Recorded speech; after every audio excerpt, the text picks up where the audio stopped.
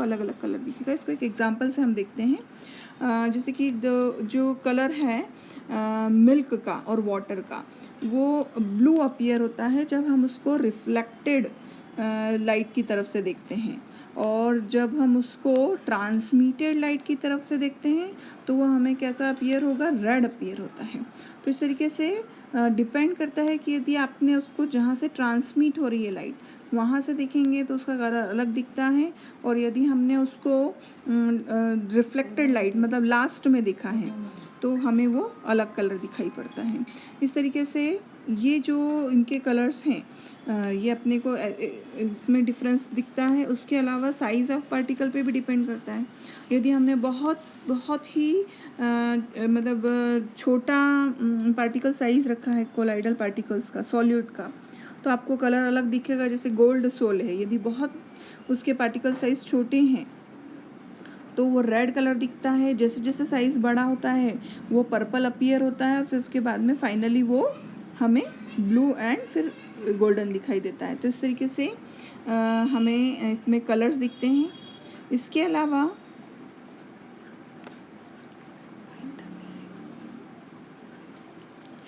अलावा चार्जेस भी रहते हैं पार्टिकल्स के ऊपर। तो कोलाइडल जो सॉल्यूशंस हैं इनके ऊपर जो चार्जेस रहते हैं पार्टिकल्स पर, उसमें वैसे यदि हम देखें तो पॉजिटिव और नेगेटिव दो टाइप के सोल्स अपीयर होते हैं। ये जो पॉजिटिव और नेगेटिव सोल्स हैं ये जनरली यदि हम इसको थोड़ा सा कैरेक्टराइज करें, इसको डिफरेंस करें, तो जो मेटल के ऑक्साइड्स होते हैं जनरली पॉजिटिवली सोल बनाते हैं। मेटल के oxides like aluminium oxide, chromium oxide और उसके अलावा आयरन ऑक्साइड, ये जो हैं ये कैसे बनाते हैं, मेटेलिक ऑक्साइड्स जो हैं ये पॉजिटिवली सोल बनाते हैं। इसके अलावा जो बेसिक डाइज होती हैं वो भी पॉजिटिवली सोल बनाती हैं।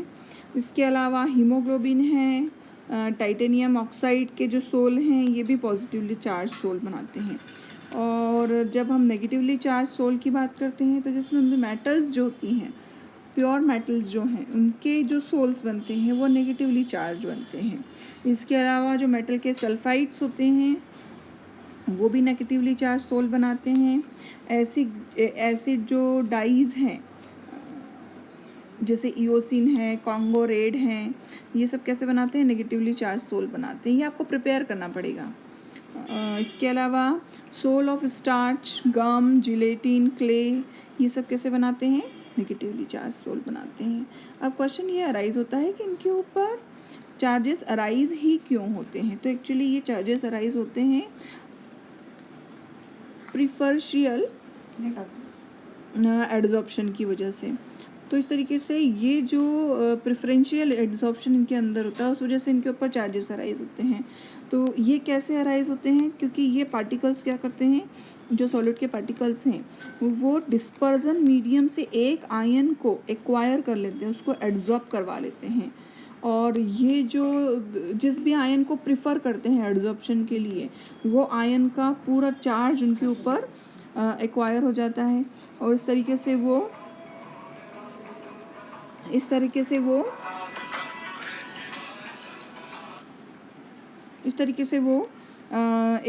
चार्जेस अराइज करते हैं।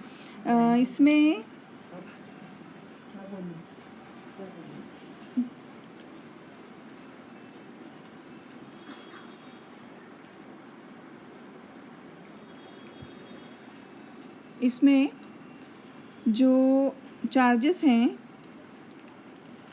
वो ये जो एड्जॉर्प्शन की वजह से जो चार्जेस अराइज हुए हैं, इसका एक एग्जांपल हम इस तरीके से देख सकते हैं कि जब हम सिल्वर नाइट्रेट का सॉल्यूशन लें, और सिल्वर नाइट्रेट का सॉल्यूशन को जब हम पोटेशियम आयोडाइड में ऐड करेंगे, मतलब पोटेशियम आयोडाइड हमने क्या यहाँ पर कैसे लिया हुआ है, एज ए डिस्पर्जन मीडियम लिया हुआ है, और हमने AgNO3 कैसे लिया हुआ है, एज ए डिस्पर्स्ड फेज लिया है। इट मीन्स कि सॉलिड के जैसे लिया है। यदि हमने सॉल्यूशन बनाना है कोलाइडल सॉल्यूशन, उसमें यदि पोटेशियम आयोडाइड को हमने सॉल्वेंट के जैसे लिया और AgNO3 को यदि हमने सॉलिड के जैसे लिया है, तो इससे क्या होगा कि वहाँ जो उसका जो फॉर्मेशन होगा कोलाइडल सॉल्यूशन का, वो क्या करेगा जो डिस्पर्जन मीडियम है KI, उसमें से आयोडाइड आयन को एड्जॉर्ब करवा लेगा अपने ऊपर। वो पार्टिकल्स जो हैं सॉल्यूट के पार्टिकल, AgNO3 के पार्टिकल, वो क्या करते हैं, डिस्पर्जन मीडियम से आयोडाइड के पार्टिकल्स को अपने ऊपर एड्जॉर्ब करवा लेते हैं। उस वजह से वो पूरा सोल कैसा बन जाता है, नेगेटिवली चार्ज सोल बन जाता है। अब इससे यदि हम उल्टा काम करें, हम क्या करें, अब मीडियम लिया यदि हमने AgNO3 और उसमें KI हमने एज ए सॉल्यूट यूज़ किया है, तो उसमें क्या होगा, जो AgNO3 में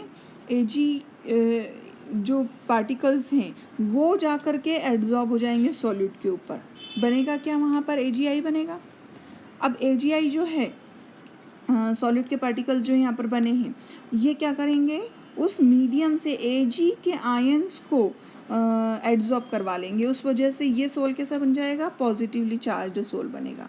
तो इस तरीके से ये भी डिपेंड करता है कि आप कौन सा सॉल्यूट ले रहे हैं और कौन सा सॉल्वेंट ले रहे हैं। इसका एक एग्जांपल ये है। उसके अलावा यदि हमने FeCl3 को पानी के अंदर यदि हमने एज ए डिस्पर्जन मीडियम लेकर के कोलाइडल सॉल्यूशन बनाया है, तो उससे पॉजिटिवली सोल बनेगा। और यदि हमने उसमें डिस्पर्जन मीडियम में NaOH लेकर के बनाया है, तो उससे नेगेटिवली चार्ज सोल बनता है। तो इस तरीके से इसके अंदर चार्जेस अराइज होते हैं। इसके अलावा इसमें एक बार इन्होंने अपने ऊपर जब लेयर बना ली है किसी आयन की, मान लो ऊपर एक जो नेगेटिवली चार्ज सोल बना था AgI का, आयोडाइड उसने आयन को एड्जॉर्ब करवाया था, और एक और सोल बना था पॉजिटिवली चार्ज AgI का, जिसने Ag के आयंस को उसने अपने ऊपर एड्जॉर्ब करवाया था। इन दोनों ही कंडीशन में ये क्या करेगा, फिर से अपोजिट आयन को अपनी तरफ अट्रैक्ट करेगा। और मान लो आउटर लेयर आयोडाइड की थी, तो वो क्या करेगा, सॉल्यूशन से पॉजिटिव आयन को एड्जॉर्ब करवा लेगा। और यदि मान लो आउटर लेयर Ag की थी, तो वो क्या करेगा, आयोडाइड आयंस को मतलब सॉल्यूशन से अपने ऊपर एड्जॉर्ब करवा लेगा। तो इस तरीके से इसमें एक कोर लेयर फॉर्मेशन हो जाती है, और ये दो लेयर के फॉर्मेशन होने से वहाँ पर पोटेंशियल अराइज होता है। उसको हम बोलते हैं जीटा पोटेंशियल। जीटा पोटेंशियल पूछते हैं कभी कभार एग्ज़ाम में। तो एक्चुअली ये नेक्स्ट लेयर होती है। एक बार तो लेयर बनी है क्योंकि वहाँ पर उसने एड्जॉर्प्शन करवा लिया है, अपने अकॉर्डिंग आयन को प्रिफर किया और एड्जॉर्प्शन करवाया। उसके बाद एक बार और लेयर फॉर्मेशन हो गई है। वो जो लेयर फॉर्मेशन हुई है, वो अपोजिट चार्जेस जो भी थे उसके आयंस के, उनको उसने अट्रैक्ट करा, उससे नई लेयर बनी।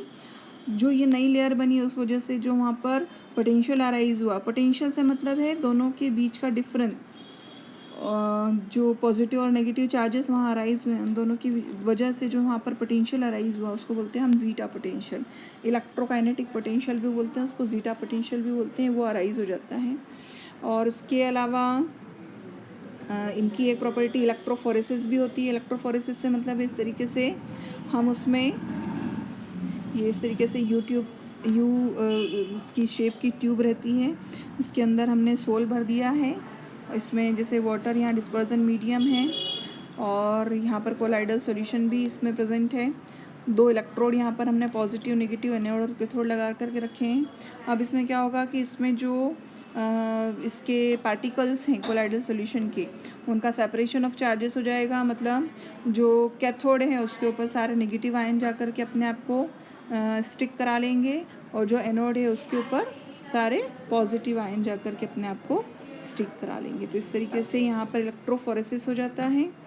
और इसके अलावा इसके अंदर कोएगुलेशन की भी प्रॉपर्टी होती है। कोएगुलेशन मतलब कि जब कोलाइडल सॉल्यूशन को हम प्रेसिपिटेट में कन्वर्ट करते हैं, the process of settling of colloidal particle is called the coagulation. Coagulation मतलब ये पेप्टाइजेशन से ठीक उल्टी प्रोसेस होती है। ये जो जनरली लायोफोबिक सोल का कोएगुलेशन बहुत जल्दी से होता है। इसकी प्रोसेसिंग जैसे यदि आप इलेक्ट्रोफोरेसिस करा रहे हैं तो उससे भी मतलब कोलाइडल सॉल्यूशन बन जाता है। उसके अलावा यदि हमने अपोजिट चार्ज का कोई सोल इसमें मिक्स कर दिया है तो उससे भी कोएगुलेशन हो जाता है। बाय इलेक्ट्रोफोरेसिस प्रोसेस से भी कोएगुलेशन होता है। अपोजिट चार्ज का यदि सोल हमने मिला दिया है तो भी कोएगुलेशन हो जाता है। बॉयल करने पर भी हो जाता है, या फिर आप इसका डायलिसिस करवा दें, प्रोलॉन्ग्ड डायलिसिस से, मतलब बहुत देर तक यदि डायलिसिस करवाते रहें तो भी कोएगुलेशन हो जाता है।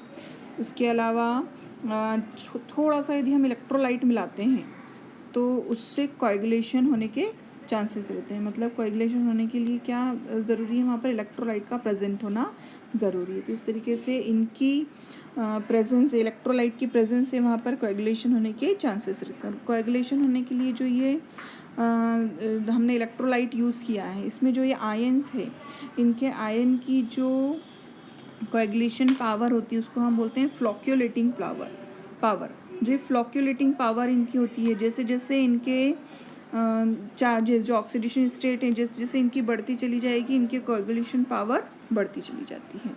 तो इस तरीके से ये जो आयंस हैं, इनकी कोएगुलेशन पावर इनके चार्जेस के अकॉर्डिंग बढ़ती है। इनकी ये जो पावर होती है इसको हम हार्डी रूल के अकॉर्डिंग, मतलब इसको हम मेज़र करते हैं। हार्डी रूल के अकॉर्डिंग ये है कि इनकी जितनी ज़्यादा, हार्डी शूल्स रूल बोलते हैं इसको। इसमें यह है कि जो इनकी कोएगुलेटिंग पावर होती है, जितनी ज़्यादा इनके अंदर ऊपर चार्जेस रहेंगे उतना ही ज़्यादा इनकी पावर रहेगी, कोएगुलेशन की पावर रहेगी। इसके अलावा कोएगुलेशन लायोफिलिक सोल्स का हो जाता है by giving the suitable electrolyte. उसके अलावा यदि हमें प्रोटेक्शन करना है इनका, तो हम क्या करते हैं, लायोफोबिक सोल के ऊपर लायोफिलिक कोई यदि सोल है उसकी हम लेयर लगा दें तो इसका प्रोटेक्शन भी हो जाता है। और ये लायोफिलिक जो सोल है वो क्या कर देता है, उसका उसकी प्रोटेक्शन कर लेता है। इट मीन्स कि जो लायोफोबिक है बहुत जल्दी से कोएगुलेट हो जाता है, तो कोएगुलेट नहीं हो पाता है उस वजह से, और कोएगुलेशन नहीं हो पाता है और उसको प्रोटेक्ट करके रखता है, मतलब उसको कोएगुलेशन होने से बचा करके रखता है। तो इस तरीके से जब हम प्रोटेक्शन यदि चाह रहे हैं कि लायोफोबिक यानी जिनका बहुत जल्दी से कोएगुलेशन हो जाता है, उनको रोकने के लिए हम किसी लायोफिलिक सोल की उसके ऊपर लेयर लगा देते, तो उससे इसकी प्रोटेक्शन हो जाती है। तो ये आपका यहाँ पर ये चैप्टर कंप्लीट हुआ है, क्योंकि इमल्शन अब आपके चैप्टर में रहा नहीं है, अब ख़त्म हो गया है ये सिलेबस से। वो आपका चैप्टर यहाँ पर एंड हो जाता है प्रोटेक्शन ऑफ कोलाइट्स पर। आपको यहाँ तक का पूरा रीड करके इसके छोटे छोटे पॉइंट्स बना लेंगे आप नोट्स रिगार्डिंग, क्योंकि एग्ज़ाम में इस चैप्टर से हर एक चीज़ पूछी गई है।